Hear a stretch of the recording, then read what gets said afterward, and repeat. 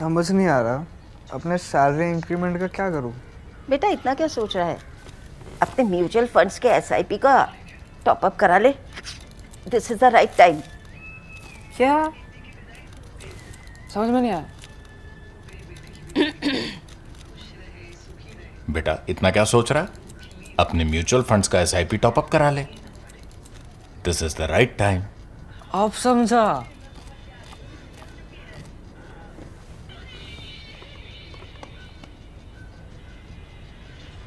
Mutual fund investments are subject to market risks. Read all scheme related documents carefully. Hello and welcome to ThePrint. This is Bidisha and you're watching Economix. Let me start with a simple image. A small exporter in Tirupur is not tracking tensions in West Asia. He's not analyzing shipping routes or oil prices, and yet, when ships are rerouted, freight costs rise. Payments get delayed, and suddenly his business feels the shock. Not because demand has disappeared, but because cash did.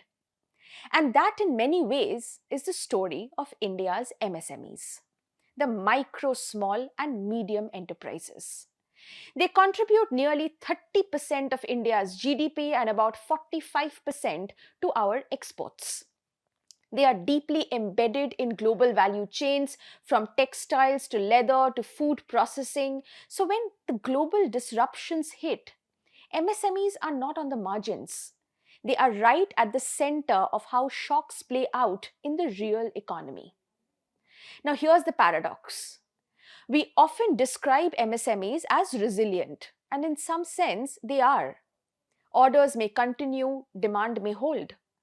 But liquidity, the ability to keep cash flowing, is extremely fragile. And when liquidity breaks, everything else follows. To understand this better, let's look at the chart on your screen. It tracks MSME credit growth indexed to 2019.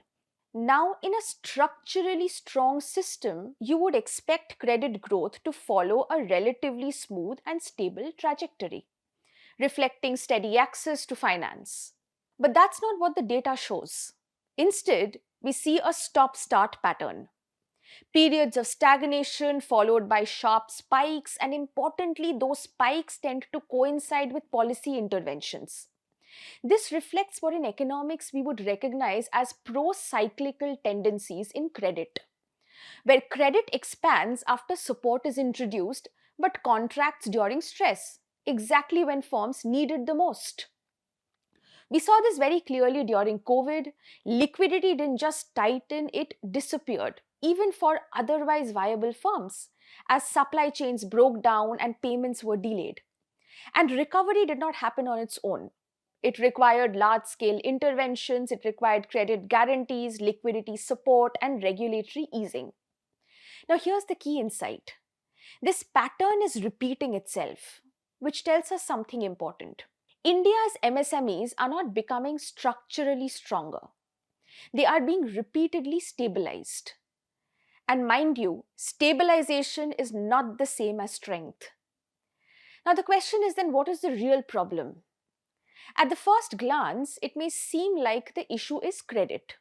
And indeed, much of MSME policy in India focuses on expanding credit through guarantees, refinancing, and emergency lending.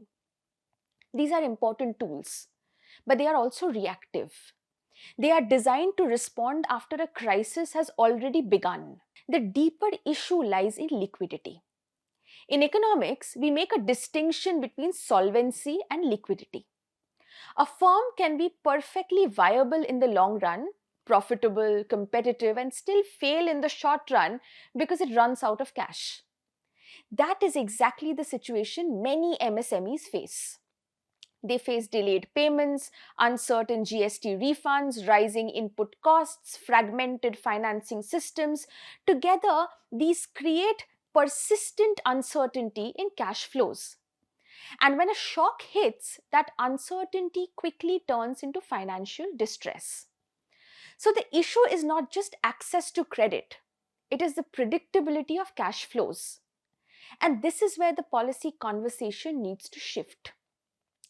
Take something as routine as GST refunds. We usually think of them as passive reimbursements. But if they are timely, predictable, and automated, they can function as active liquidity stabilizers.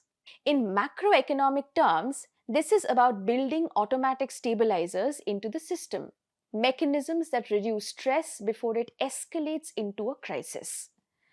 Because right now, what we have is a different kind of system. A shock hits, policy responds, credit expands, the system stabilizes temporarily, and then the next shock arrives. This is a crisis rescue cycle. And over time, it creates risks. Now, you may ask how. First, it risks replacing resilience with dependence. If stability comes primarily from intervention, firms begin to rely on it. Second, it has fiscal implications. Much of this support, for instance, credit guarantees, insurance backstops, they operate through contingent liabilities. That means they expand the state's implicit fiscal exposure, even when they don't fully appear in headline budget numbers. So we arrive at an uncomfortable but necessary question. If every shock requires a new layer of intervention, what does that say about the system itself? The answer is not that support should be withdrawn. It is that support needs to be redesigned. What MSMEs need today is not rescue every time uncertainty arises. They need a system where stress does not immediately become distress. That means time-bound automated GST refunds, enforced payment cycles across supply chains, deeper integration of receivables financing, and credit frameworks that are sensitive to liquidity, not just collateral. These reforms may not make headlines, but they are foundational. Because ultimately, MSMEs do not fail because crises occur. They fail because the system is not able to absorb those shocks and may at times even amplify their impact. And until that changes, the story of India's MSMEs will continue to look exactly like that chart we started with: uneven, intervention driven, and always vulnerable to the next disruption. That is the real challenge. And that is where the next phase of MSME policy must begin.